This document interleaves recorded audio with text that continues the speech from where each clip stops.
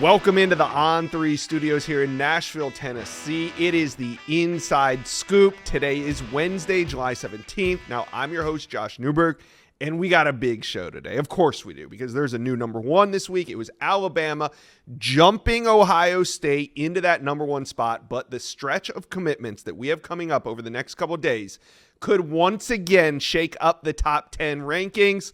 Let's take a look at the major commitments going down this week. Now, today, July 17th, DJ Pickett, cornerback out of Zephyr Hills, Florida, is going to make his decision. Now, there's been a lot of buzz lately around Oregon, around Miami. It seems like the focus is down to these two as we are just hours away. Now, depending on when you're watching this, DJ Pickett may have already committed, so that's a big one. Then, on July 19th, another five-star DB. This time, it's safety Trey McNutt out of Shaker Heights in the Cleveland, Ohio area is going to make his decision. Now, Trey McNutt, at one time during his recruitment, I was penciling him into Ohio State's class. Right there in Ohio, he seemed destined to be a Buckeye, but then things started developing in his recruitment, and you could see that he was most likely leaving the state. Our experts right now, it seems like it's a wrap to Oregon, but Texas A&M, the Aggies, they are the team that has a chance to maybe sway Trey McNutt last minute and keep him away from Eugene, Oregon. We'll just have to see. Trey McNutt announcing his decision right here on the On3 Recruits channel. So if you guys are not subscribed yet, smash that subscribe button. You're going to want to, because this weekend we got even more commitments coming. On July 20th, I talked to Jabori Antoine yesterday, and he's ready to make his decision. He's one of the top corners out of Louisiana. He decommitted from LSU 2 or 3 weeks ago, and on Saturday on the On3 Recruits channel right here, he's going to make his decision, and it seems like this time around, I just can't see him committing back to the program he just decommitted from. So I think it's FSU or Miami for Jabori Antoine. What a week it could be for Miami if they could land both DJ Pickett and Jabori Antoine. We'll see what happens there. Then, also on July 20th, Derek Meadows, wide receiver out of Las Vegas, one of the most intriguing wide receivers available right now. He goes 6'6", 205 pounds, and Derek Meadows was all set to decide on July 13th last Saturday until he wasn't anymore. Derek Meadows, it looked like, was trending to LSU. It looked like on last Saturday, he was going to pick LSU over Notre Dame. Yeah, Michigan was also involved in this, Alabama as well, but what happened last week could change everything. Derek Meadows decided to delay his recruitment one extra week, and since then, the talk about Notre Dame has picked up a lot. So on Saturday, Derek Meadows will announce his decision. We think. I don't see him delaying it again. I think Derek Meadows will decide. You guys let me know, comment section below. Where do we think Derek Meadows is going? Is it going to be LSU? Is it going to be Notre Dame? We're going to talk about it more later on in the show as well. And then Sunday, July 21st, on the On3 Recruit Show. I know this might sound redundant, but we are doing a lot of live commitments this summer. Wide receiver Vernell Brown III out of Orlando is coming off the board. Vernell Brown is going to commit, I believe it's 5 p.m. Eastern time, 6 p.m. Eastern time. Go check that. We will have the live commit on the channel here soon. Vernell Brown III, at one point, seemed like Ohio State. Was going to come into Florida and once again land one of the top wide receivers. But in the end, as we come down to Sunday, this is an in-state battle. Florida State, and Miami duking it out for Vernell Brown III. Now, he is a Florida legacy. His father played for the Gators. Will Vernell Brown follow in those footsteps, or will he end up at Florida State or Miami? Let us know, comment section below. Now, today on the show, we got more five-star intel. We're going to talk Florida Gator recruiting. We're going to talk LSU, and we're going to talk Notre Dame. Big show. Let's get to it. All right, let's talk some Florida Gator recruiting, because this weekend, a major target is coming off the board. We're going to see if the Gators are in line to pick one up. We're talking Vernell Brown III, and I got Keith Niebuhr from Gators Online. We're going to break it all down and also figure out if this could be the spark Florida Gator recruiting needs to take it to that next level. But first, hit subscribe to the On3 Recruits page. We're covering UF recruiting all offseason long. Make sure you guys are subscribed to the On3 Recruits channel. All right, Let's bring on Keith Niebuhr from Gators Online. And Keith, a big one coming up this weekend. And, when we talk Vernell Brown III on this show, which we do a lot, we used to talk Ohio State. I mean, at one point, the Buckeyes were considered the favorite for Vernell Brown out of Orlando, Florida. But since the summer, it seems like it's coming down to the in-state programs. I'm talking UF, Miami, and Florida State. Now, he took official visits to all three this summer, and now he's ready to make that decision. What's your read as we're about 4 days out from this decision? Inside Scoop fans, college football season is wrapping up, and it also means that the NFL is winding down as well. But there's still some great games left in the season. And you know what's not great, though? Finding last-minute tickets. Finding last-minute tickets, it can be a nightmare. Do not let this be the way your 2024 goes. That's why I'm here to tell you about Game Time. It is the fast and easy way to buy tickets for all the big-time matchups. The Game Time app is great. It's easy to use, and it works in any city, any team. And you get the best price guarantee. Do not stress over getting into your team's favorite games anymore. There's only so many big games, and you need to get these tickets at the best prices. Game Time is the place for last-minute ticket deals. Forget planning months in advance. Game Time has deals on tickets right up to the day of the event. Game Time is obsessed with finding ways to help you save money. Zone deals, all right? This is where you pick a section, and Game Time picks the seats for big savings. So here's what we're going to do. Snag the tickets without stress with Game Time. Download the Game Time app, create an account, and use code INSIDESCOOP for $20 off your first purchase. Terms apply. Again, create an account and redeem code INSIDESCOOP for $20 off. Download Game Time today. Last minute tickets, lowest price guaranteed. Well, as everybody knows, Vernell Brown III is a big Gator legacy. His dad played at Florida. His granddad played at Florida. He's had great uncles play at Florida. A lot of them were really good players for the Florida Gators. But Florida had to recruit him a little differently. He did not want to be recruited as a legacy. He wanted to be recruited as an elite prospect, and he certainly is that. And they've done that, and they've pitched to him several things. One, there's a need for you to play that slot position. With Eugene Wilson being at Florida and being such a dynamic playmaker, Florida would like to get him deeper down the field. And to do that, you need somebody to really step up at that inside slot position, and Vernell Brown III certainly could do that. And also, they've sold him big on player development, Josh. Having Ricky Pearsall go in the first round of the recent draft was significant because Florida has pitched to so many recruits, and in particular, Vernell Brown III, hey, as a staff, these are the guys that can get you to the next level. So that was proof of concept of Vernell Brown. So regarding his recruitment, yes, most of the chatter is about Florida. There is optimism on the Gators side, great optimism, I would say. You never say confidence when you have a player being recruited by this many guys, this many programs, But there is a high level of optimism, and they should feel good because – again, they've sold him on the things we just talked about, and he does have the family ties. He's comfortable in Gainesville. But Florida State obviously put together a very strong official visit with Vernell, and prior to that, so did Miami. To me, Miami is the other school to watch, and I mentioned this on our show at Gators Online last week, Josh, and the reason is because nobody has been a thorn in the side more in recent years than Florida on the recruiting, than Miami on the recruiting trail. In Florida, and they would like nothing better than to stick it to Florida here. They just got Hilton Stubbs 4-star safety over Florida. This is a little bit different because obviously Vernell does have those strong ties to the program, but that Miami's going to fight until the end. They think he'd be a great fit down there, and like I said, he had a great visit, but it does feel like the arrow's pointing more toward Gainesville at this time. Yeah, so right now, as it sits, the Gators are sitting on 10 commitments. They're outside the top 50, a drastic change from last summer where really there was nobody in the country hotter on the recruiting trail in the month of June than the Florida Gators. July didn't treat them too badly either. This year, for various reasons, is a little bit different. But if they could land a player like Vernell Brown III on Sunday, could that be the spark that Florida Gator recruiting needs to maybe kick this thing up into gear, get the Gators back into a place where Gator fans are more accustomed to see recruiting? I don't know if it's going to lead to anything dramatic, to be honest with you. I mean, it's going to help.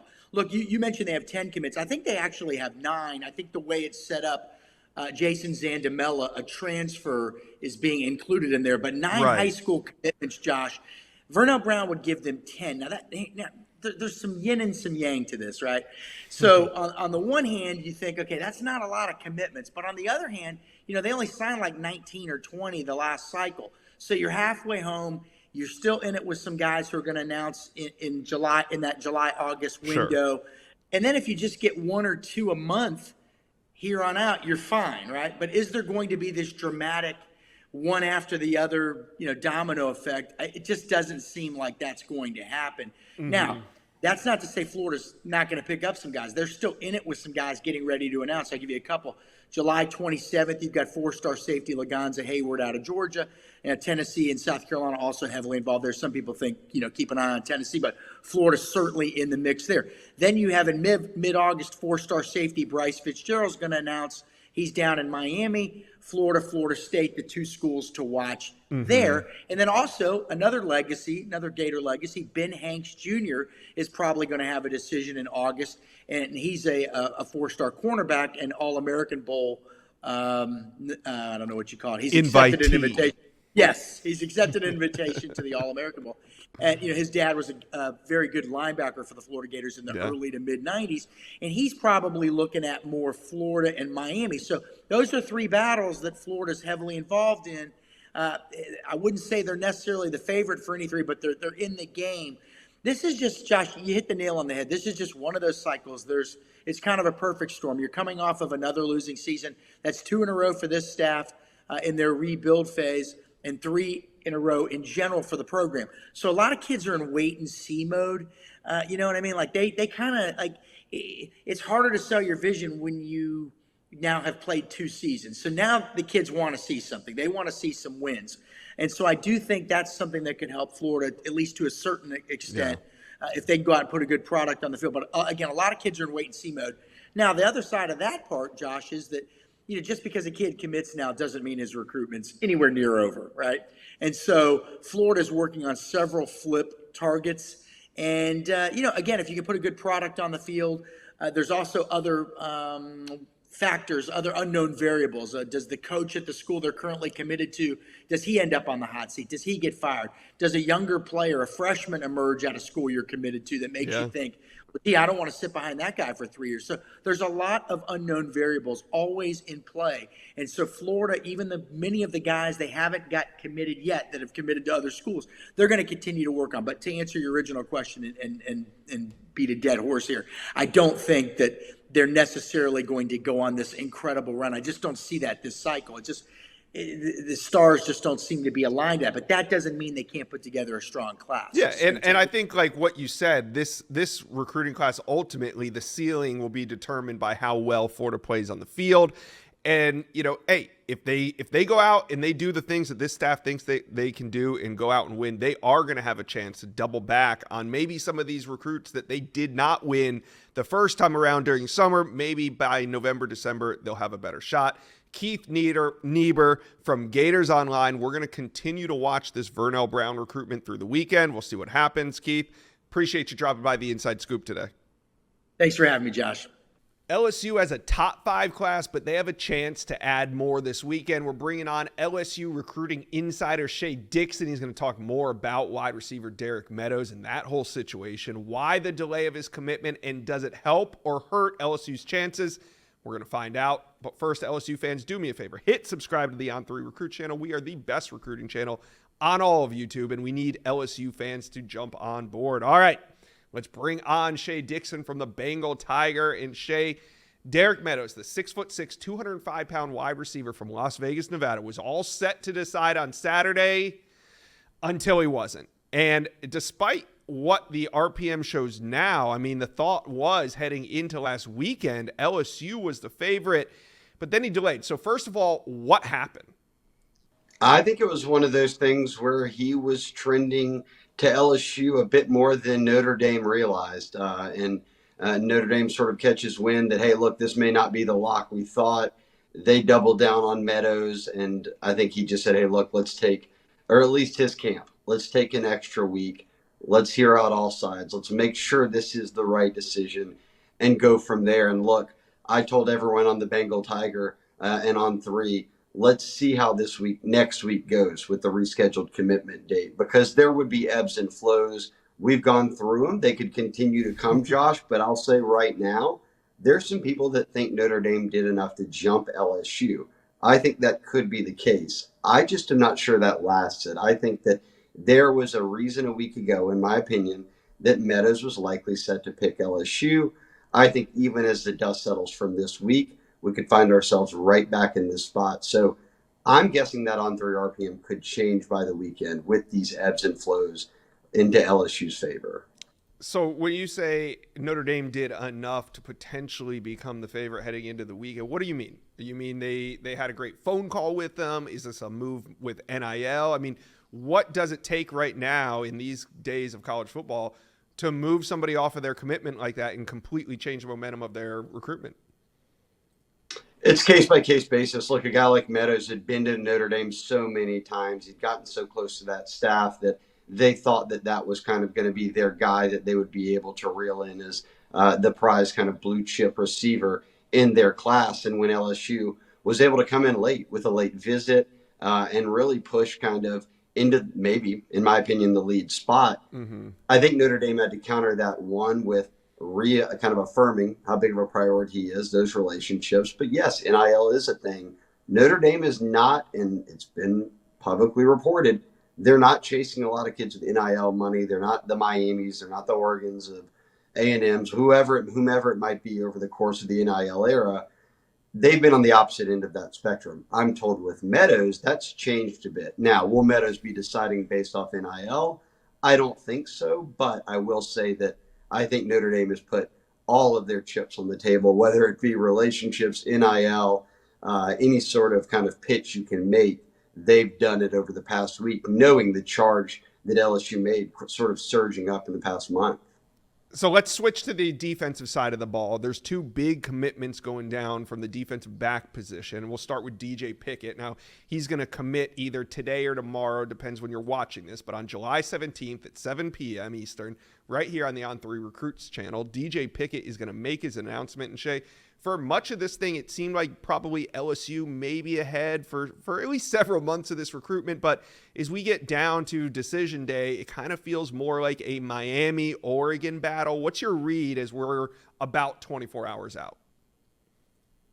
Hey, look, no shocker here for a kid as elite as DJ Pickett is, number 1 corner in the country. Remember, he was the number 1 safety at one point. Yeah. Moved him to corner, still the number 1 player, top 5 overall prospect in the country. And yes, you're right. Look, the second Corey Raymond got hired, he had visited that month in January before the dead period. And then he told me 5 times before his official visit, visited LSU. And we saw Patrick Peterson on his official visit. DJ Pickett has talked about the Peterson family being involved with his, kind of guiding them through the process as another South Florida family that had a 5-star son be a number 1 corner and go on to play college ball. And even Steve Wiltfong, look, everyone here at On3 had said LSU is the team to beat. We always thought it would be Miami that could come in late. Instead, it's Oregon. They've been red hot.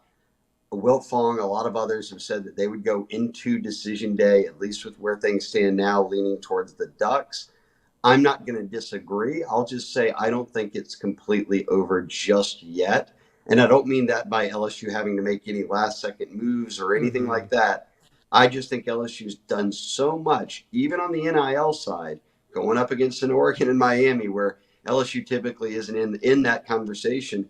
They've been there every step of the way. So from need to development to everyone they've gotten involved in the process, I mean, look, it has been, talking to DJ's family, way beyond Corey Raymond. It's all hands on deck. Brian Kelly, Frank Wilson, that whole staff, Blake Baker, everybody is recruiting DJ Pickett. If he goes to Oregon, Josh, would it surprise me? No, because that's what a lot of people are saying right now. He kind of pushed up a commitment date right as Oregon was getting hot. But I'll also say this. The past month has brought some surprises. I'm not promising one with DJ Pickett. Yeah, there has been. But think about it, Josh. Think about it. Dorian Brew, Tavion Wallace, CJ Wiley. There are a lot of guys who the RPM, the picks, kind of the feel, favored another team, and come the time they announced, everybody was shocked by the decision. We'll see if DJ fits into that group, because you're right. It was all LSU And then suddenly it became Oregon, Miami talked up the most the past 2 weeks. Yeah, it does seem like that. All right. And then on Saturday, we got Jabori Antoine. He's a one-time LSU commitment. He's going to be making his second commitment. He decommitted about 3 or 4 weeks ago from the Tigers. He's going to be doing it right here on the On3 Recruits channel as well. Jabori Antoine has said it's down to 3. It's LSU, Miami, and FSU. Probably doesn't seem like he's going to return to LSU on this commitment, but what's your read on it? Who do you think he's going to pick on Saturday? I think you've got it right there, and to add your kind of the verbiage and terminology there, Josh. I don't think that, and let's just say any prospect decommits from a school 2 weeks ago, 3 weeks ago, and then announces another commitment date with the top schools and picks that same school again. It would just be a little surprising to see. You would think if he were picking LSU, he would have dragged it out a bit further. I'll lean Miami, but I will say from talking to people at Westgate, from talking to people around Miami and LSU in this recruitment, even Florida State, there's a sense that this goes to signing day. He's an in-state guy, a major priority. I think he's one we watch. Signing day may be a different story than what happens this weekend. If he goes to Miami this weekend, nobody's surprised. If he sticks with Miami, I think there will be some people around the LSU camp that are surprised by that, given what they know they will do over the next coming months to continue to make him a priority. All right, so that being said, let's wrap it up. How will LSU fill their needs at DB if, say, DJ Pickett slips away and Jabori Antoine ends up at Miami or FSU? Well, there's two things here. One, they have to get these guys, whether that's now or later. And DJ Pickett has been priority number one from the start. And Antoine's the best in-state kid, right? He's already been committed. Yeah. So you really want to see a way to get both these guys in the class. So you keep recruiting them no matter what. I'll say the same thing with Cade Phillips. Cade Phillips, committed to Texas, has still been in contact with LSU staff. He's someone they have loved at corner from the start. There also comes a point where we could see some new offers go out. We could see them try to flip some guys, but they have been focused because, Josh, corner is such a neat position for LSU right now, where it has gone from the portal guys the past 2 years that they've relied on to this year. They may be starting a true freshman in PJ Woodland coming out of Oak Grove in the Hattiesburg area, South Mississippi. So they need impact players. I think that's why we see this one. No matter where these kids are deciding now, it won't be over. They will recruit Cade Phillips, Antoine, Pickett, all the way to signing day. But there's also going to have to come a point, I think, where we may see some new offers go out to at least ensure that they've got some guys in the class. And I'll close with this. They did just that with Aiden Anding, who's considered one of the better corners in Louisiana. He was set to pick Texas. LSU offered him. He canceled that date. He'll be at the Bayou Splash. I think he ends up in LSU's class. So the corner situation has been a bit wonky in terms of knowing exactly how it will be when the dust settles. But I think if they could come away with a class like Anding, like Antoine, and then land a guy like Pickett or a Phillips, that would be a home run for them, considered where things stand right now in terms of not anyone being on board. Well, currently a top 5 class, just a few little pieces to add to this finish. LSU fans, talk to us, comment section below. What do you think of the class, and who do you think the LSU Tigers need to add before it's all over? Let me know, comment section below. Notre Dame is making things really interesting with 6'6", 205-pound wide receiver Derek Meadows. We're going to go inside that recruitment and find out what went down last weekend that led to his delay and if it's going to benefit the Irish. I got Mike Singer from Blue and Gold here. We're going to break it all down. But first, before we get into it, Notre Dame fans, do me a favor. Hit subscribe to the On3 Recruits channel. We're growing this page, and we need you Notre Dame fans to be a part of it. All right, let's bring in Mike Singer from Blue Gold. And Mike, we're going to talk about Derek Meadows in a second. But there was some news that went down last week. Elite DB Jadon Blair commits, but another top DB, Ivan Taylor, flips. Mike, we've been talking about how that DB class was really almost finalized, but now what does Notre Dame need to do? What's crazy about it, Josh, is that, look, Ivan Taylor is a fantastic prospect. There's no doubt about it. But even without him, it's still maybe Notre Dame's best defensive back class in I'll let Irish fans talk about it in the comments because it's been quite some time. We're talking, several years for sure. It's still a really strong class. So you lose Ivan Taylor to Michigan. He's a really good prospect. You add Jadon Blair. I don't know if you call it an even trade, but still, again, it's a really good EB class for the Irish. So they're still looking to take one more player in the secondary in this class, and all eyes are on Brandon Logan from Fort Wayne, Indiana. He's currently a Vanderbilt baseball commit, but Notre Dame really liking him to play both on the gridiron and on the baseball diamond. So he's one to watch. Recently got a 3-star ranking by On3. Someone who has really just played baseball to this point with football on the side. Man, if he focuses on football more, I think the sky's the limit for Brandon Logan. All right, let's talk about the drama that went down last weekend, July 13th. Derek Meadows was all set to make his decision. He's the wide receiver out of Las Vegas, Nevada. A lot of teams have been involved in this one at different points, but Notre Dame has always been the consistent. But last weekend, it seemed like if he announced it was going to be LSU. So what happened, and what does the delay mean for the Irish? Inside Scoop viewers, listen up. Whether you're a seasoned gym goer or just starting your fitness journey, Fitbod is essential for your workout. It's a fitness app that customizes each workout based on your goals and adapts them as you improve. The app is great for me because I kind of go in my workouts in spurts, right? Sometimes I'm into it. Sometimes I'm not as into it as I probably should be. But the Fitbod app helps keep my consistency up. It makes my workouts more efficient. I actually spend less time in the gym now than I did before because I use the app. It's been great at keeping me focused, giving me a better workout each time. I also like how it keeps your, quote, gym streak updated, which keeps me motivated. It holds me accountable. Most importantly, I never stand around in the gym looking dumb anymore, wondering what I should do next. Fitbod has it all figured out. Whether you work out in a fancy gym or you're at home in your garage, Fitbod can help you get better each workout. It's like a personal trainer, but better. It's cheaper and easier to use as a custom fitness plan that works for you. Add Fitbod to your workout essentials. Here's what we're going to do. Join Fitbod today.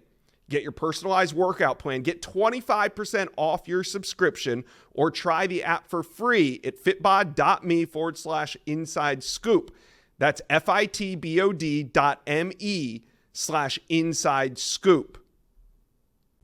Man, the crazy thing about this recruitment, Josh, is that every day, and I'm serious about this, every day there seems to be some kind of new change in optimism or some kind of shift in the recruitment. You mentioned Notre Dame's been the constant. LSU did not feel like a constant. Like they just seemed to kind of come out of nowhere. Like I thought, and I believe On3 Steve Wiltfong would agree with me. It seemed like a Notre Dame-Alabama battle for a while. Michigan heavily involved at certain points. For sure. It seemed like LSU just really surged when we got the news of his decision date, and Alabama dropped down.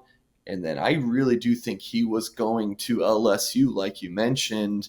And then Notre Dame made a big push last Tuesday, the 9th, and really made him want to rethink things, potentially rethink things, at least need more time to make that final decision. If you talked to me yesterday, I feel like it's Notre Dame. You talked to me this morning, I feel like it might be LSU. You talk to me tomorrow, who knows? It's going to continue on this week. But Josh, again, if you ask me right now, I might lean LSU. You ask me tomorrow, it might be the Irish. It's been one of those that just.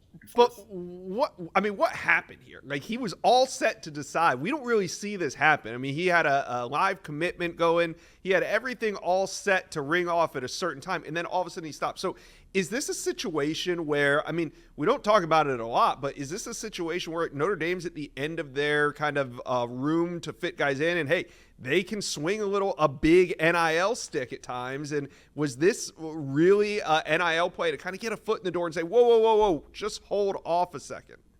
Because that's Josh, what it sounds like to me. I'm going to let you have your opinion on it, but I'll just say that Notre Dame made a big push. All right, they really, they put all their chips at the table. They need Derek Meadows. I talked about the DB class and how you lose Ivan Taylor, it's still a really good class. Notre Dame can't not afford to lose Derek Meadows. Like this receiver class it's got good pieces right now in Jerome Bettis Jr. and Elijah Burris, sons of a couple of NFL legendary players. Yeah. But they got a great quarterback in Deuce Knight that just came out and said that he's reconfirming things. So you're right. Hey, they can't afford it. So it's an NIL play. You said it yourself. You said it. All right, let's talk to Notre Dame fans. Notre Dame fans, comment section below. Are you happy that Notre Dame's flexing a little NIL strength here? Or do you think that they're just making a big push with like relationships and stuff? So either way, chime in below. Derek Meadows, a very valuable recruit for multitude of teams, but we'll see if it goes in Notre Dame's direction. Mike Singer from Blue Gold, thanks for stopping by the Inside Scoop today. Yep, anytime, Josh.